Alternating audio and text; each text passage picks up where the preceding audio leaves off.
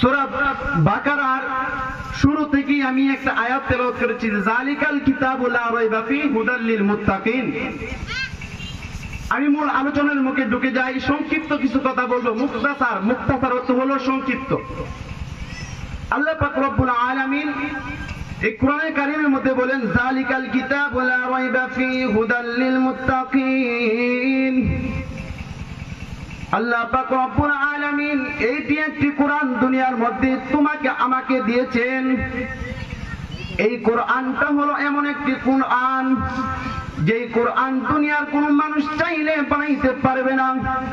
এটি এমন একটি কোরআন, যেই কোরআনের হেফাজত আল্লাহ পাক রব্বুল আলামিন নিজেই নিয়েছেন।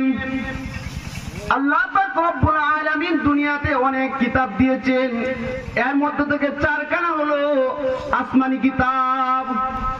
ওই চারখানা কিতাব হলো তিনজন নবীর কাছে তিনটা কিতাব দেওয়ার পর ওই নবীদেরকে আল্লাহ তাআলা যখন দুনিয়া থেকে নিয়ে গেছেন, ওই কিতাবগুলোর সাথে সাথে নিয়ে গেছেন।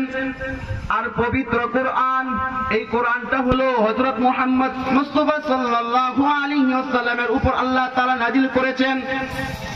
আল্লাহ তাআলা এই কোরআন এমন একটি কোরআন, যেই কোরআন তোমাকে আমাকে সঠিক পথ দেখানোর একটি কোরআন।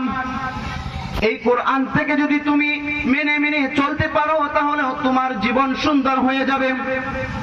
আর যদি তুমি এই কোরআনের অমান্য করে যদি তুমি বিয়া রাস্তায় চলো, বাম পথে চলো, তাহলে তোমার জীবন সুন্দর হবে না।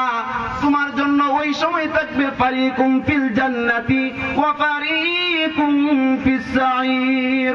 তুমি যদি দুনিয়াতে ভালো কাজ করতে পারো, তাহলে তোমার জন্য থাকবে জান্নাত।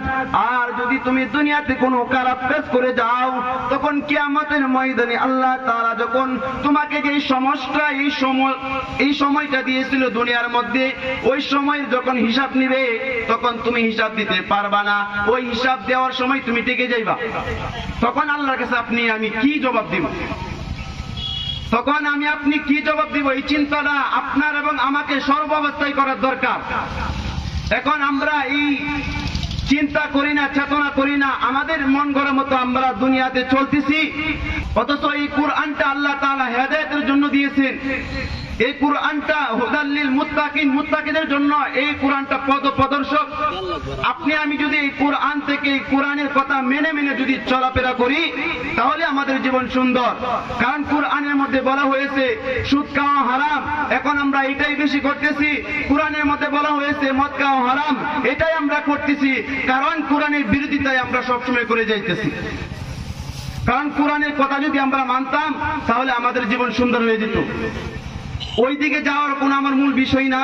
কোরআনের যে একটা পরিচয়, কারণ আপনার আমার পরিচয় আছে। একজন মানুষ জিজ্ঞেস করলে যে ভাই তোমার নাম কি, অথবা তোমার পরিচয় কি, তোমার বাড়ি কোথায়, তোমার একটা বংশের পরিচয় দাও, এমন কোরআনের একটা পরিচয় আছে। এখন যদি আমি কোরআনকে জিজ্ঞেস করি, ও কোরআন তোমার নাম কি, কোরআন কোন ইংরেজি ভাষায় অথবা কোরআন কোন বাংলা ভাষায় উত্তর দেয় নাই। কোরআন আল্লাহ তাআলা আরবি ভাষায় সৃষ্টি করেছেন।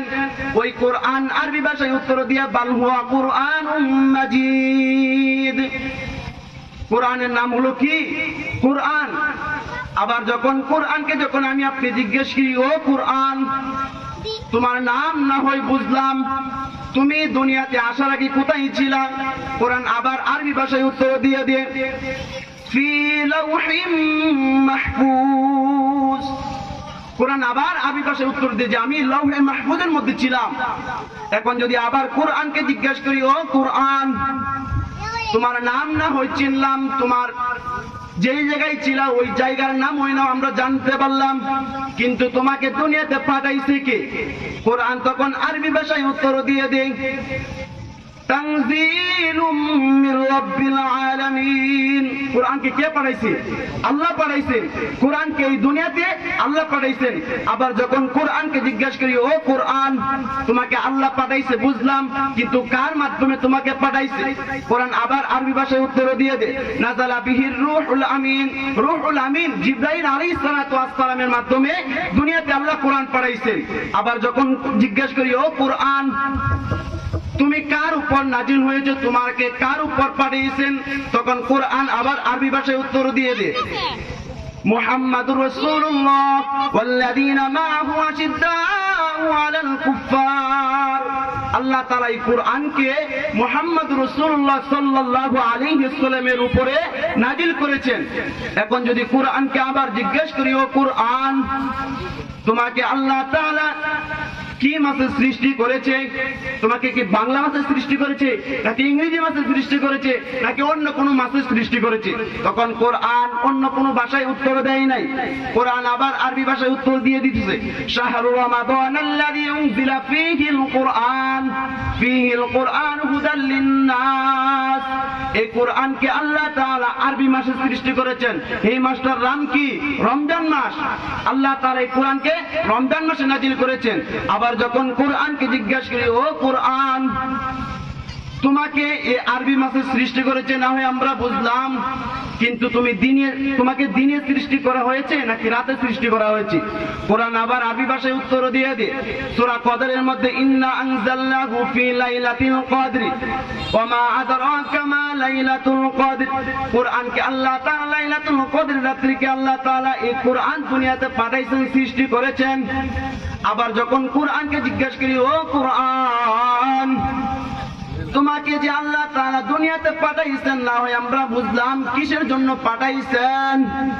কোরআন তখন আরবি ভাষায় উত্তর দিয়া, হুদাল লিল মুত্তাকিন হুদাল লিল আলামিন। এই কোরআন বলতেছে, আমি হলাম এই দুনিয়াতে যে আমাকে পাঠাইছেন, এই কোরআন থেকে, এই কোরআনের কথা মেনে মেনে যারা চলাফেরা করবে, আল্লাহ তাআলা তাদের সমস্ত জীবনের গুনাহগুলো আল্লাহ মাফ করে দিবেন। ভাই, সময় সংক্ষিপ্ত থাকার